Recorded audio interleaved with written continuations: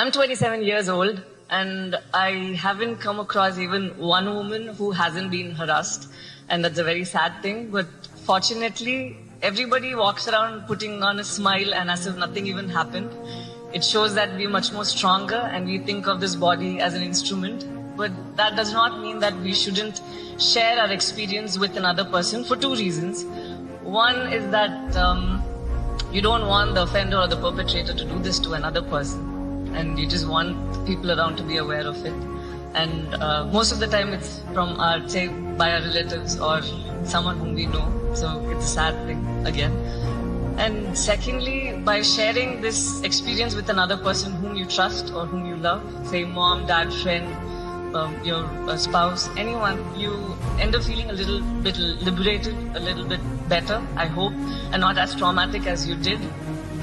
So these are two things that I wanted to mention. But another thing was, apart from safety and asking for better punishment for the perpetrators, I think it's important for us to we are in a very beautiful time where we focus on equal pay, gender equality, and a lot of things.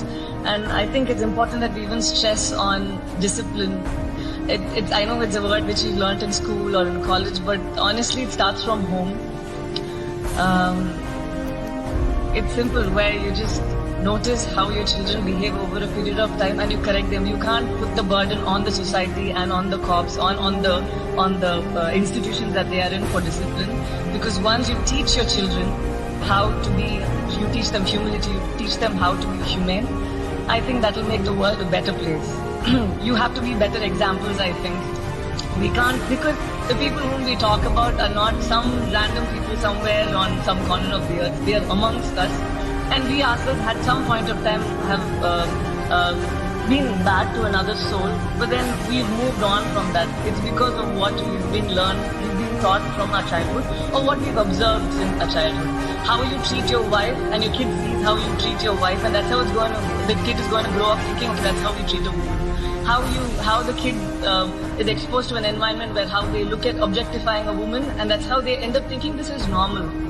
So it's important, I think, instead of looking for ways to solve this problem, it has to start from within. Most of us are women over here, and I'm sure all of us will be great parents.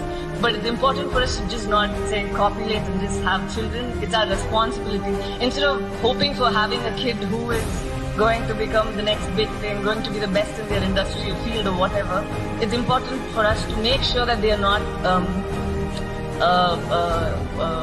a pain or some kind of a disturbance to themselves and the society. That is our responsibility. Adimana bhagyata.